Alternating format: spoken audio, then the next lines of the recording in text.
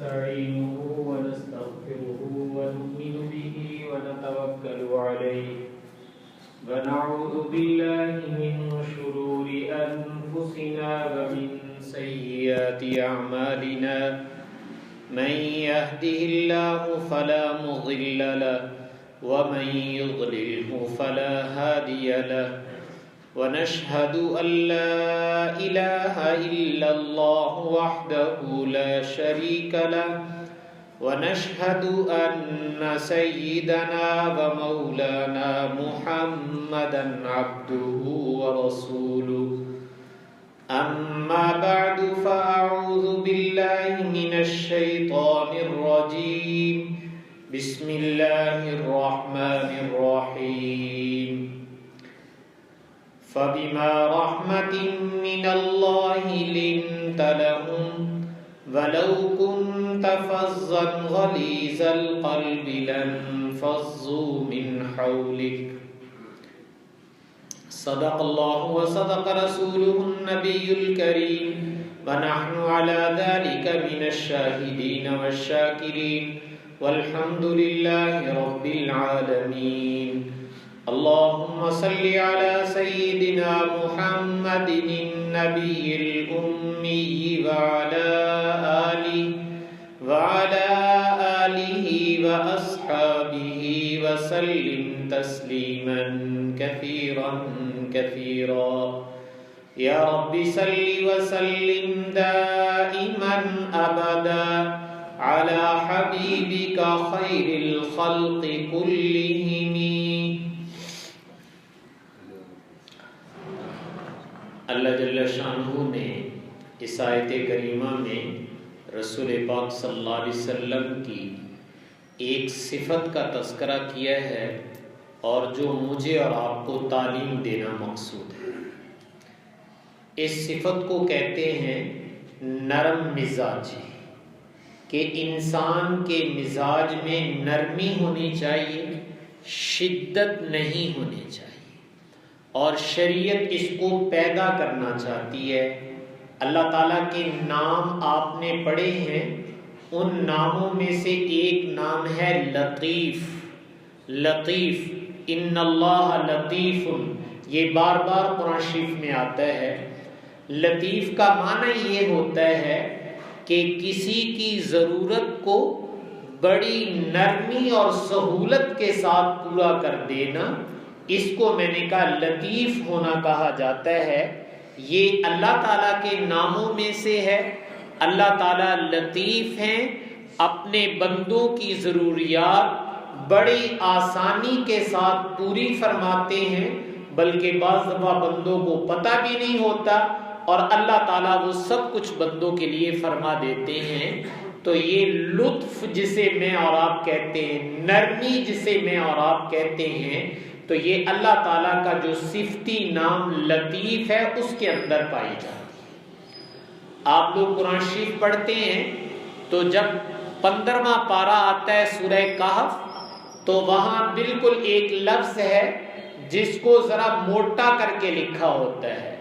اور اس کے بارے میں اہل علم کا قول یہ ہے کہ یہ قرآن پاک کا وسط ہے، سینٹر، بالکل درمیان جسے آپ کہتے ہیں. تو قرآن پاک کا جو بالکل سینٹر اور وسط ہے، درمیان ہے، وہ لفظ اللہ تعالیٰ نے جو استعمال کیا ہے وہ ہے وَلْيَتَلَطَّفْ. چاہیے کہ وہ نرمی کے ساتھ اپنے معاملے کو سر انجام دے. تو اگر قرآن کا کوئی وسط نکالنا چاہے تو قرآن کا سینٹر اور وسط یہ نکلتا ہے کہ تمہارے اندر نرمی ہونی چاہیے تاکہ آپس کے معاملات، مسلمانوں کے باہمی تعلقات وہ نرمی کے ساتھ ہی سر انجام پانے چاہیے. اگر کہیں کوئی سختی کی ضرورت پڑتی ہے تو یاد رکھیے وہ ضرورت کے درجے میں ہے، وہ اصل نہیں ہے. نرمی اصل ہے اور سختی ضرورت کی وجہ سے بقدر ضرورت ہوتی ہے. اس کو ایک مثال سے سمجھ لیں. ہم اپنے گھر میں اللہ تعالیٰ نے اگر اولاد دے رکھی ہے تو اولاد کی پرورش کرتے ہیں،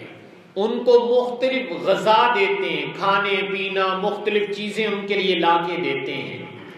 یہ عام معمول ہوتا ہے، عام ہم ان کو صبح و شام غذا کھلاتے ہیں، لیکن خدا نخواستہ بیمار ہو جائیں تو پھر ان کو دوا کھلاتے ہیں، ڈاکٹر کے پاس لے جاتے ہیں،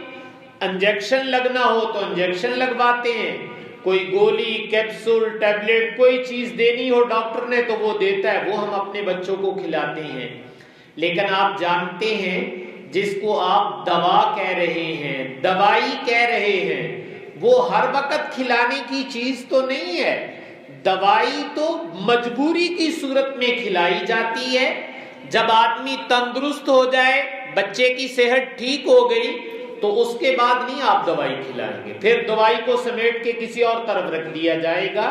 اس لیے کہ دوائی جو ہوتی ہے وہ صرف بیماری کے علاج کے لیے ہے،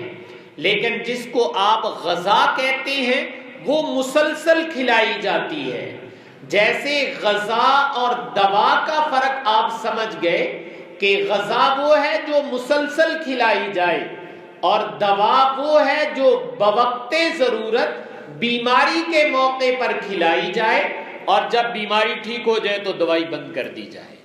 جیسے دوا اور غذا کا فرق ہے، اسی طریقے سے شریعت کی نظر میں نرمی اور سختی کا فرق ہے کہ نرمی یہ عام حالات میں یہی چلنی چاہیے، سختی جو ہے وہ تو بیماری کے وقت ہے کہ جب کوئی بیمار کسی کا دماغ ٹھیک نہ ہو تو کوئی تھوڑی بہت ہی سختی کرنی پڑے تو اس کی بھی اجازت ہے، لیکن یاد رکھیے گا شریعت کے اندر سختی کا درجہ وہی ہے جو میری اور آپ کی زندگی میں بیماری کا درجہ ہے، کہ بیماری میں دوائی دی جاتی ہے، جیسے انسان ٹھیک ہو جائے تو دوائی بند، اور جب تک بیمار نہ ہو تو دوائی نہیں دی جاتی۔ اگر دوائی تندرست آدمی کو بھی آپ کھلانا شروع کر دیں گے تو نقصان ہو جائے گا، لیکن غذا وہ تو مسلسل دی جاتی ہے۔ تو شریعت بھی یہ چاہتی ہے کہ تمہارے مزاج میں نرمی یہ بطور غذا کے ہونی چاہیے اور تمہارے مزاج میں سختی یہ بطور دوا کے ہونی چاہیے۔ اگر اس کا دوا کے درجے میں استعمال کریں گے تو یہ بہت مفید ہوگی، یہ سختی بھی مفید ہوگی، لیکن یہ یاد رکھیے گا کہ یہ بطور دوا ہو، یہ بطور غذا نہ ہو۔ اس لیے اصل مزاج میں نرمی ہے اور اللہ تعالیٰ اسی کو پسند فرماتے ہیں۔ رسول پاک صلی اللہ علیہ وسلم کو اللہ تعالیٰ ارشاد فرما رہے ہیں فَبِمَا رَحْمَةٍ مِّنَ اللَّهِ لِنْتَ لَهُمْ، اللہ تعالیٰ کی آپ پر رحمت ہوئی اور اس رحمت کی برکت سے اے میرے حبیب لِنْتَ لَهُمْ، آپ ان کے حق میں بڑے نرم ہو گئے۔ یہ جو آپ ان کے حق میں نرم ہو گئے ہیں صحابہ کرام اور اہل ایمان کے حق میں، یہ اللہ تعالیٰ کی رحمت کی برکت ہے کہ اللہ تعالیٰ کی رحمت کی وجہ سے آپ ان کے حق میں نرم ہو گئے۔ وَلَوْ كُنْتَ فَظًّا غَلِيظَ الْقَلْبِ، اگر خدا نہ خواستہ نبی کے اندر اس کا شائبہ بھی نہیں ہے، لیکن تعلیم چونکہ مجھے اور آپ کو دینا ہے اس لیے مخاطب حضور کو بنایا جا رہا ہے، یہ کہا جا رہا ہے وَلَوْ كُنْتَ فَظًّا غَلِيظَ الْقَلْبِ، اگر خدا نہ خواستہ بد زبان ہوتے اور سخت دل ہوتے لَانفَضُّوا مِنْ حَوْلِكَ، تو یہ صحابہ کرام یہ منتشر ہو جاتے، یہ کوئی بھی آپ کے قریب نہ پھٹکتا۔ یہ جو آپ پہ جانیں نچھاور کر رہے ہیں اس میں آپ کے دو کمال ہیں جن کی وجہ سے یہ پروانوں کی طرح آپ پہ جان دے رہے ہیں۔ ایک یہ کہ آپ زبان بڑی شائستہ استعمال کرتے ہیں، اور دوسرا یہ کہ آپ رقیق القلب ہیں، آپ کا دل بڑا نرم ہے، اللہ نے دل میں نرمی ہی نرمی بھری ہوئی ہے، اور زبان بھی آپ بڑی شائستہ استعمال کرتے ہیں۔ تو یہ زبان کی نرمی اور دل کی نرمی یہ صحابہ کو آپ کے گرد جمع فرما رہی ہے، نچھاور ہونے کے لیے تیار ہو رہے ہیں۔ لیکن اگر کہیں پر یہ دو برائیاں آ جائیں کہ وہ بد زبان بھی ہو جائے انسان اور سنگ دل بھی ہو جائے، پتھر دل بن جائے اور بد زبان جس کو ہمارے ماحول میں منہ پھٹ کہہ دیا جاتا ہے کہ یہ انسان تو بڑا منہ پھٹ ہے، اس کو کسی کا کوئی لحاظ نہیں ہوتا ہے، تو یہ منہ پھٹ ہونا اور سنگ دل ہونا، میں نے عرض کیا یہ لوگوں کو منتشر کرنے کا ذریعہ بن جاتا ہے۔ تو قرآن یہ بتانا چاہتا ہے کہ تمہارے اندر نرمی تمہارے نبی والی ہونی چاہیے، جیسے وہ نرم مزاج تھے اور ان کی زبان بڑی شائستہ تھی اور رقیق القلب تھے، تو تمہارے اندر بھی یہ باتیں ہونی چاہیے۔